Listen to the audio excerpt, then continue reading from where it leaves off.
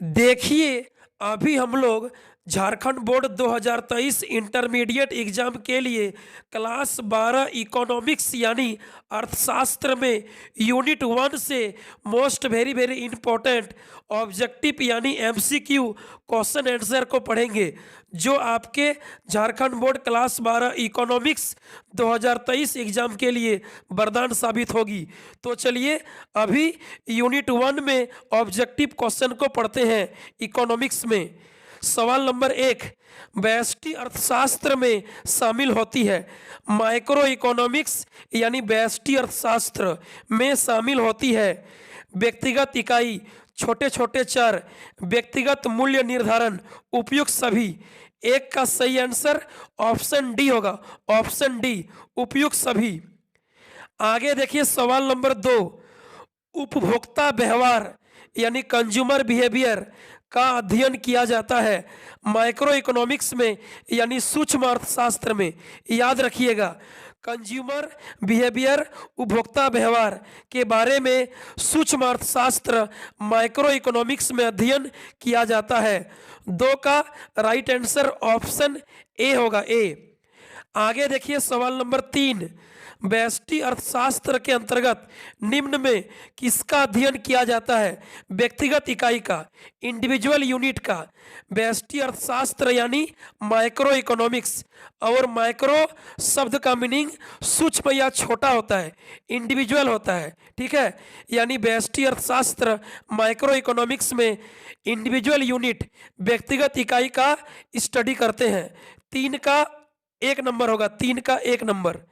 आगे देखिए 4, समष्टि अर्थशास्त्र के अंतर्गत निम्न में किसका अध्ययन किया जाता है। राष्ट्रीय आय का, पूर्ण रोजगार का, कुल उत्पादन का, उपयुक्त सभी का। 4 का उपयुक्त सभी यानी 4 का ऑप्शन डी होगा, उपयुक्त सभी। आगे देखिए 5, व्यष्टि अर्थशास्त्र की शाखाएं कौन सी है। माइक्रो इकोनॉमिक्स व्यष्टि अर्थशास्त्र की शाखाएं कौन सी है। वस्तु कीमत निर्धारण, साधन कीमत निर्धारण, आर्थिक कल्याण, उपयुक्त सभी। 5 का डी होगा, उपयुक्त सभी, ऑल। आगे देखिए 6 नंबर, उत्पादन के निम्न में कौन से साधन हैं। उत्पादन के यानी प्रोडक्शन के निम्न में कौन सा फैक्टर है, साधन है। भूमि यानी जमीन तो है, श्रम यानी लेबर तो है, पूंजी यानी कैपिटल तो है, उपयुक्त सभी। 6 का डी उपयुक्त सभी। आगे 7 नंबर देखिए, माइक्रोज जिसका अर्थ होता है छोटा, निम्न में कौन सा शब्द है। ग्रीक, माइक्रोज एक ग्रीक शब्द है जिसका अर्थ छोटा होता है, ग्रीक। यानी 7 का ऑप्शन 2 ग्रीक। आगे देखिए 8, आर्थिक क्रियाओं के अध्ययन के संदर्भ में अर्थशास्त्र को 2 शाखाओं में व्यष्टि और समष्टि, माइक्रो और मैक्रो के रूप में किसने बांटा, किसने विभाजित किया। रेगनार फ्रिस ने। 8 का 3 रेगनार फ्रिस।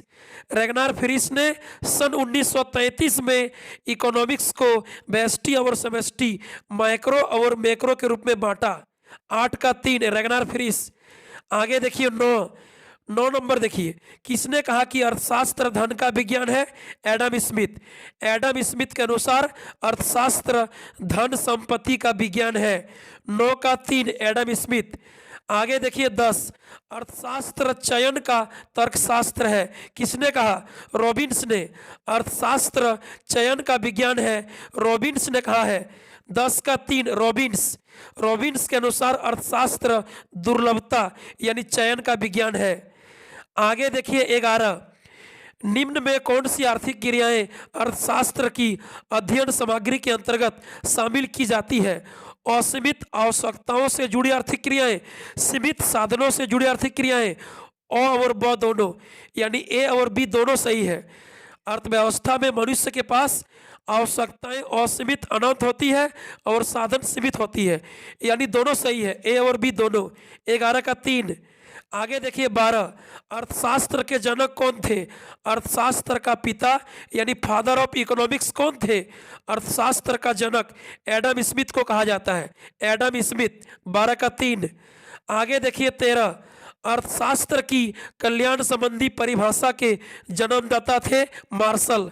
अर्थशास्त्र की कल्याण संबंधी परिभाषा को मार्शल ने दिया है। 13 का 2 मार्शल। आगे देखिए 14, सबसे पहले माइक्रो शब्द का प्रयोग करने वाले हैं रेगनार फ्रीस। रेगनार फ्रीस ने ही इकोनॉमिक्स को माइक्रो और मैक्रो में बांटा था, तो सबसे पहले प्रयोग माइक्रो का रेगनार फ्रीस ने किया था। 14 का 4 रेगनार फ्रीस। आगे देखिए 15, किसके अनुसार अर्थशास्त्र मानव कल्याण का विज्ञान है? Alfred Marshall. अल्फ्रेड मार्शल के अनुसार अर्थशास्त्र एक मानव कल्याण का विज्ञान है। 15 का 1। आगे देखिए 16, निम्नलिखित में कौन उत्पत्ति का साधन नहीं है?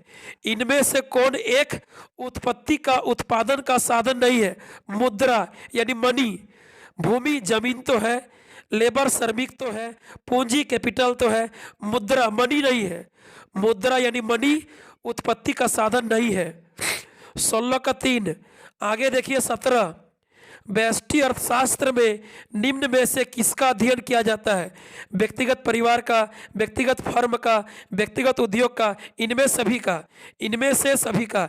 याद रखिएगा, व्यष्टि अर्थशास्त्र यानी माइक्रो इकोनॉमिक्स में सभी इंडिविजुअल पार्ट का अध्ययन किया जाता है। व्यक्तिगत परिवार, व्यक्तिगत फर्म, व्यक्तिगत उद्योग, सभी का।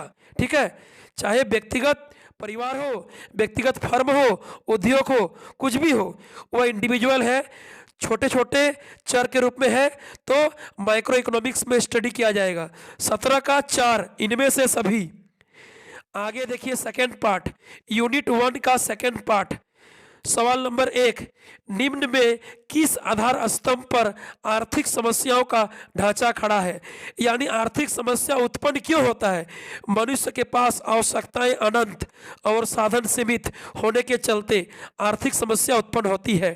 यानी असीमित आवश्यकताएं और सीमित साधन दोनों के चलते आर्थिक समस्या उत्पन्न होती है। 1 का 3 ए और बी दोनों।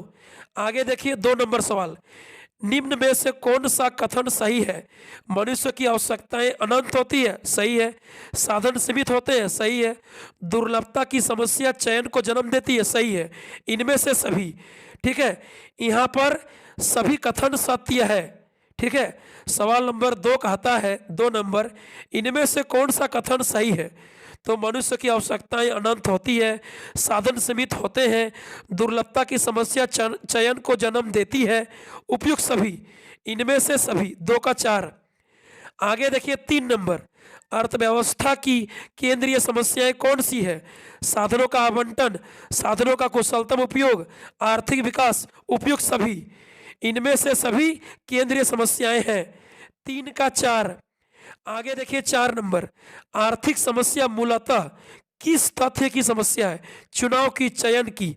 यानी चुनाव या चयन की समस्या को ही आर्थिक समस्या कहते हैं। 4 का 1, चुनाव की आर्थिक समस्या विशेष करके चुनाव का, चयन का समस्या है। 4 का 1। आगे देखिए 5 नंबर, साधन की प्रमुख विशेषताएं कौन सी है? साधन की प्रमुख विशेषताएं कौन सी है? यह मानव आवश्यकताओं की तुलना में सीमित है, बात सही है। इनका वैकल्पिक प्रयोग संभव है, बात सही है। ए और बी दोनों। 5 का 3 ए और बी दोनों। आगे देखिए 6 नंबर, अर्थव्यवस्था को वर्गीकृत किया जा सकता है पूंजीवादी के रूप में, समाजवादी के रूप में, मिश्रित के रूप में, इनमें सभी।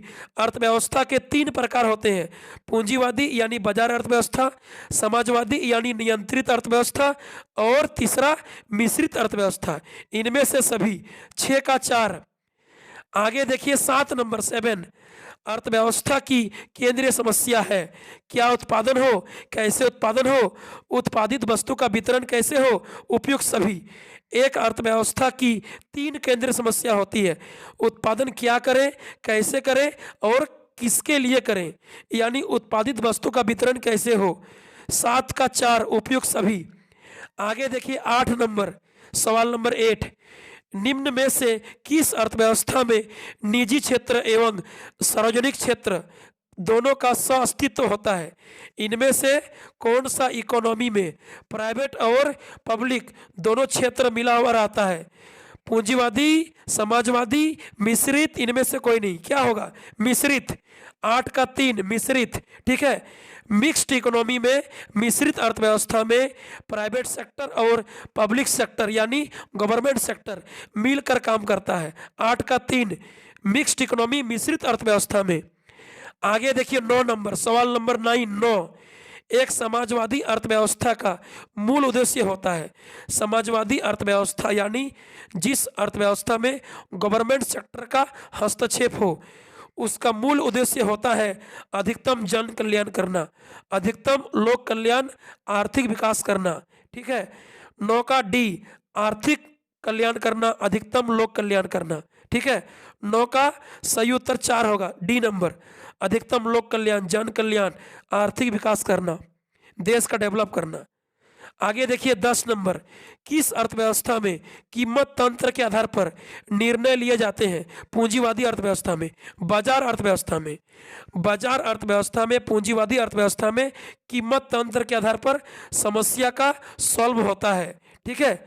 10 का 2, पूंजीवादी में, बाजार अर्थव्यवस्था में प्राइस मैकेनिज्म के द्वारा प्रॉब्लम का सॉल्यूशन किया जाता है। 10 का 2। आगे देखिए सवाल नंबर 11, उत्पादन संभावना वक्र का ढाल गिरता है। उत्पादन संभावना वक्र का ढाल गिरता है ऊपर से नीचे। ठीक है। फ्रॉम टॉप टू बॉटम, ऊपर से नीचे। 11 का 3।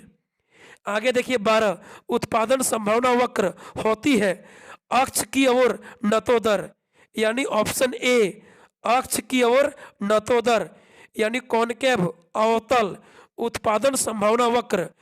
प्रोडक्शन पॉसिबिलिटी कर्व, पीपीसी, अक्ष की ओर नतोदर, कॉनकेव, अवतल होती है। 12 का ए। आगे देखिए अंतिम प्रश्न 13, उस वक्र का नाम बताइए जो आर्थिक समस्या को दर्शाता है। उत्पादन संभावना वक्र, production possibility curve, PPC, economic problem, आर्थिक समस्या को दर्शाता है।